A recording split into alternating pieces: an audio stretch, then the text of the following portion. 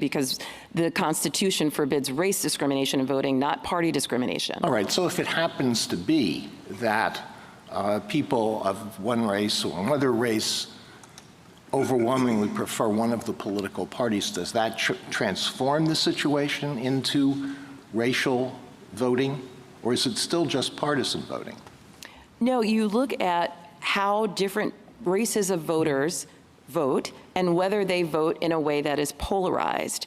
And the Jingles test requires us to look not only at that, but a number of other features as part of the totality of the circumstances test that suggest that race is playing a role to contaminate the electoral process and submerge minority votes in a way that violates the Constitution. So party cannot explain away a racially polarized circumstance unless we look at the totality of the circumstances. And I will say, in Robinson, for example, the court entertained testimony along those lines, as it did in Milligan, and found that it wasn't credible, that the extreme racially polarized voting that we have in the state of Louisiana cannot be explained away by party. We're talking about racially polarized voting that is above 84%, which is more than what this court found in Thornburg versus Jingles in 1986, when the numbers were 70%. That could be easily analyzed by statistics to see whether whether white Democrats vote for black Democratic candidates at a lower rate than they do for white Democratic candidates, whether white Republicans vote for black Republican candidates at a lower rate than they do for white candidates. It's easy to isolate race from that to see whether there really is racially polarized voting as opposed to partisan polarized voting. That's right, and in the state of Louisiana, that analysis was conducted in the Nairn case, and it was clear that regardless of party, white Democrats were not voting for black candidates, whether they were Democrats or not.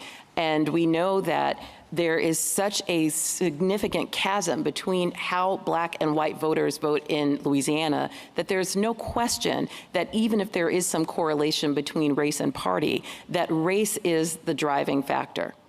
Can you comment on the Solicitor General's suggestion at page 25 of its brief that the court should hold that plaintiff's illustrative district cannot disregard the state's political objectives, and goes on to say Section 2 plaintiffs cannot claim a lack of equal openness where politics rather than race is the likely reason for the state's refusal to create a majority-minority district? Yes, that suggestion would swallow Section 2 whole.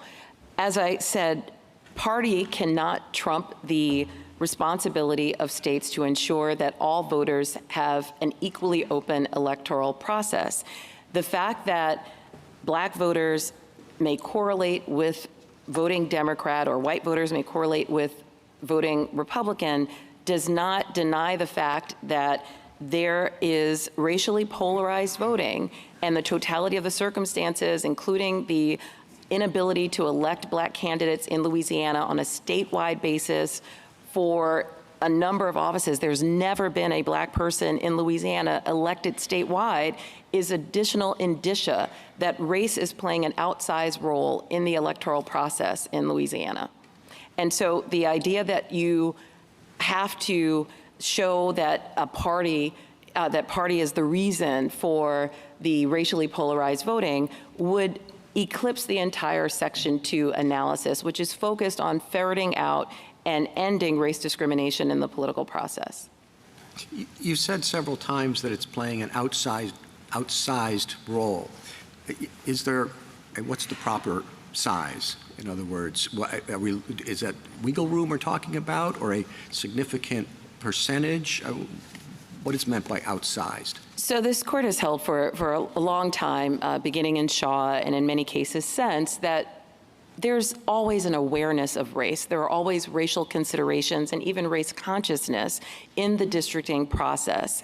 What becomes potentially unlawful is when race is the motivating factor. That's what Miller versus Johnson taught us. That's what Milligan reaffirmed, that the line between the appropriate use of race and the use of race that will get us into the strict scrutiny territory is the dividing line between motivation and general awareness. And what I'm explaining here is that when voters are blocked by a white block vote that is so substantial that it usually overrides the politically cohesive vote of black voters, then we have at least a prima facie case of vote dilution. And then the court is asked to consider the totality